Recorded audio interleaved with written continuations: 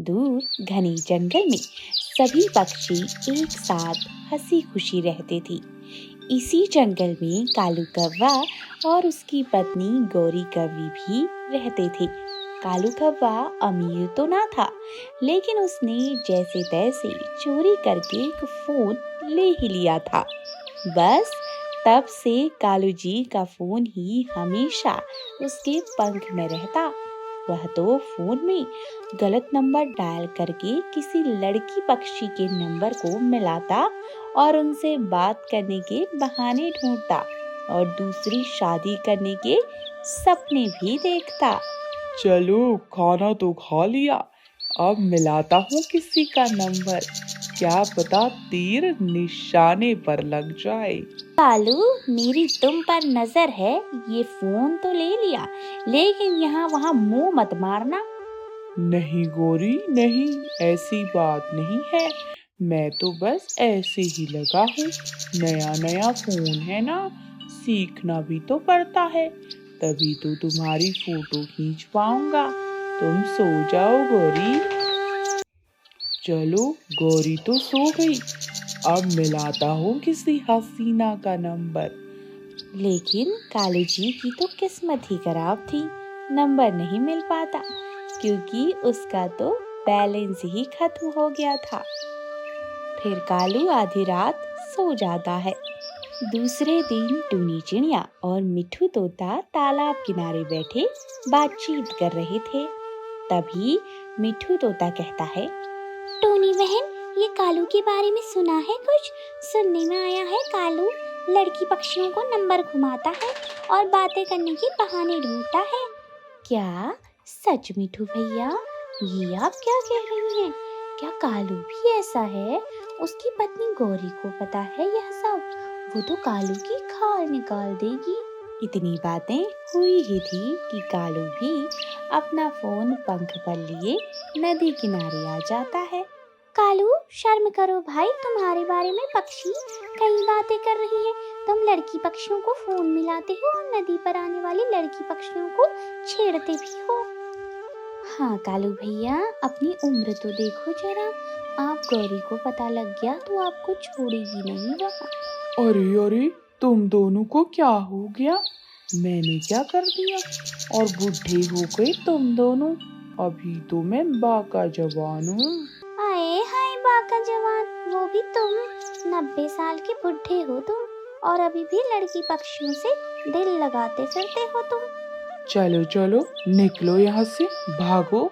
मेरे तो पीछे ही पड़ गए तुम दोनों। बड़े आए मुझे बुढ़ा कहने वाले। अभी तो मैं जवान हूँ।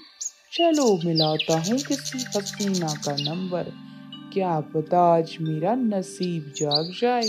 फिर क्या था, कालू कौवा एक और रॉन्ग नंबर डायल कर देता है और वो नंबर सीधे राजू कबूतर का लगता है।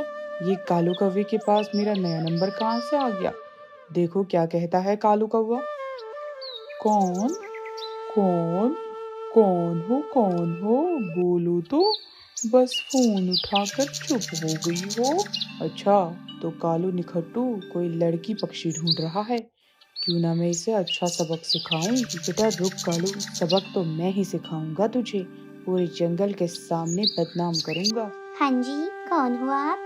मैं निशा कबूतरी बोल रही हूँ, मनाली के जंगल से। किससे बात करनी है आपको? अच्छा, मैं भी मनाली के जंगल से कालू बोल रहा हूँ। आपसे बात करनी थी। वो ऐसा है ना, मुझे कबूतरी बहुत पसंद है। मैं शादी भी करना चाहता हूँ कबूतरी से। मैं आपको मस्त मस्त चीजें दिया करूँगा। क्या आप मुझसे दोस्ती करोगी? ठीक है कालू जी, आप मुझे मिठाइयाँ खिलाया करना। आपकी और मेरी दोस्ती पक्की हुई। मैं कहाँ भेजूँ अपने दोस्त बेबो को मिठाई लेने? मनाली।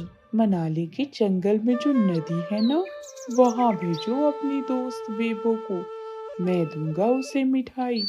कहो तो तुमसे मिलने भी आ जाऊंगा। नहीं नहीं कालू जी, अभी नहीं।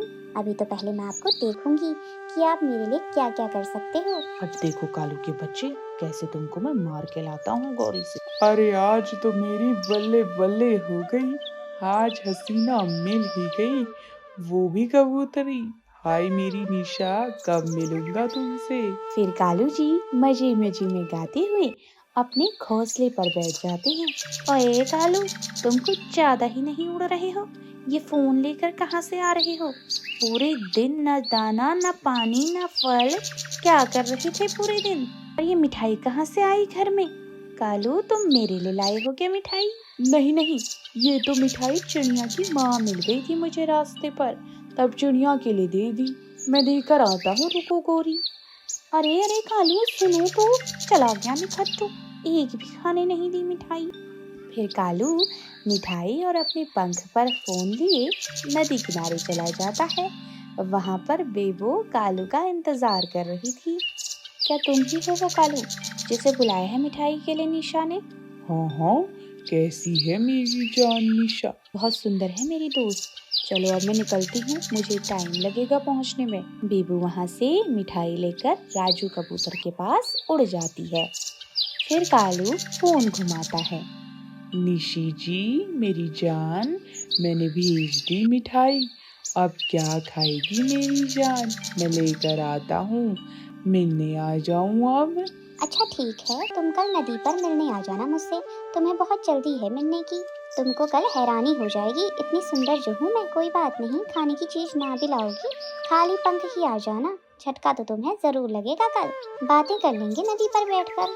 फिर कबूतर फोन कट कर देता है। चिड़िया भी वहाँ पर आ जाती है और कबूतर पूरी बात चिड़िया को बता देता है और वो दोनों योजना बनाते हैं। जब कल कालू कबूतर से मिलने आएगा तो वो गौरी को भी वहाँ बुला लेकर आएंगे और कालू को सबक सिखाएंगे। कालू तो खुश होकर घर जाता है और घर में रखे 2 अमरूद लेकर निकलने लगता है। गौरी, अभी आता हूँ मैं, मेरा एक दोस्त बहुत बीमार है, मैं निकलता हूँ दूसरे जंगल। कालू गौरी को कुछ कहने भी नहीं देता और वहाँ से भाग जाता है। कालू गया ही था कि चिड़िया भी गौरी को जबरदस्ती नदी पर लेकर निकल जाती है और एक पेड़ से चुपचाप नजारा देखने को कहती है। गौरी तो अपने कालू पति को नदी पर देख हैरान थी। मेरी जान निशी, क्यों उधर देख रही हो? मेरी तरफ देखो जरा, कब से इंतजार कर रहा हूँ तुमसे मिलने का। ये लो, मैं ही हूँ निशी तुम्हारी। कैसा लगा मेरा सरप्राइज? आया मजा थरकी बुड्ढे कालू? इसके बाद चिड़िया और गौरी भी पेड़ के पीछे से बाहर निकलकर कालू के सामने आ जाते हैं। ओए कालू के बच्चे, तेरी तो ऐसे की तैसी, तेरा फोन तो अब मैं देखूंगी। कैसे तू हाथ लगाता है फोन पर? इतना बड़ा धोखा देता है बुड्ढे।